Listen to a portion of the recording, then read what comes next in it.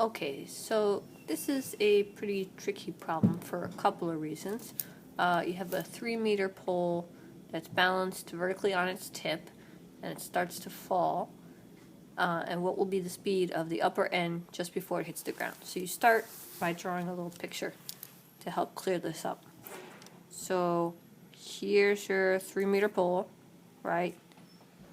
And it's going to start to fall this way or that way, but let's say this way. And they want to know what's the speed right before it gets over here to the ground. This is the ground. Okay, so this is a conservation of energy problem. So mgh is the potential energy, is equal to 1/2 I omega squared. That's the formula for kinetic energy for rotational motion. So in this case, they don't give us the mass. So we're going to be able to cancel that out on both sides. So let's just work through it. So this stays mgh for now. This is 1/2.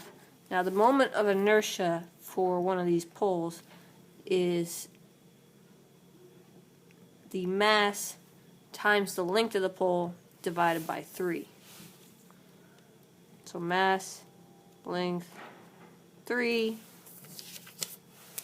and then still times the angular velocity.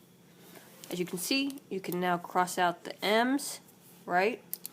So what that leaves you with is, move over here, GH equals 1/2 times 1/3, so that's 1/6 times, oh sorry, this should have been L squared.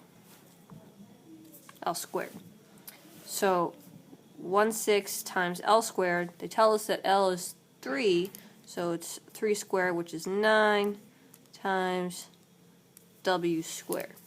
And then that further simplifies to GH equals 3/2, right? 9 divided by 6 is 3/2, or 1.5 times omega squared, or W. Now, what's tricky about this is normally when you're figuring out potential energy, you'd say, okay, here's the height, and it's going to fall off of here and fall down here, and that's how I figure out potential energy. But that's not the case for this pole, because the pole is the thing that's going to fall. And up here, it has a potential energy of g times the height, which is 3, right? But down here, it has a potential energy of 0, because it has no height. So at different spots, it has different potential energies. So you simplify this by just taking what's going to be the average potential energy, which is halfway, right? So the potential energy is the 1.5 meters times 9.8 meters per second squared. It's halfway on the pole. And you know that because the pole is 3 meters, so 3 divided by 2, 1.5 meters. Alright, so G is 9.8 meters per second squared, and the average height we just established is 1.5 meters, and that's going to be equal to 1.5 times the angular velocity squared. So on this side, you now have 14.7 meters squared second squared, right? And 1.5 W squared. You see these just cancel out, right? So you could have just canceled on both sides, and you get back to 9.8. I'm not going to use units for the angular velocity, excuse me. Now you take the square root of 9.8,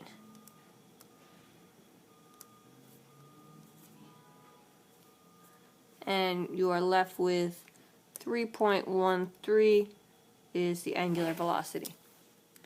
So that's all well and good, but we don't need the angular velocity. We need to figure out what the velocity is in meters per second. So the way we usually convert is you have velocity equals RW. And then you say, well, what's R in this case? Maybe R is half the length of this pole, but that would not be correct, because when this thing starts to fall, right, and if it was to fall from a really high object and just keep falling, it would be making a motion in the shape of a circle as it fell, and the radius of that motion as it was going down and down and down and down would be the length of the pole. This would be the radius, and this would be the radius.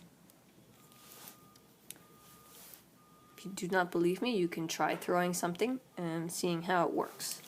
So in this case, we can rewrite the velocity as not r, but L, the length of the pole, times omega.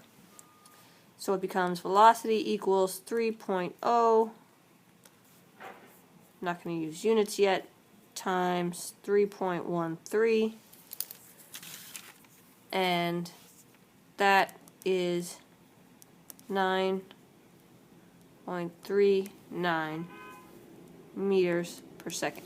So that is the velocity of the pole, the top end, just as it's about to hit the ground. And that is your answer.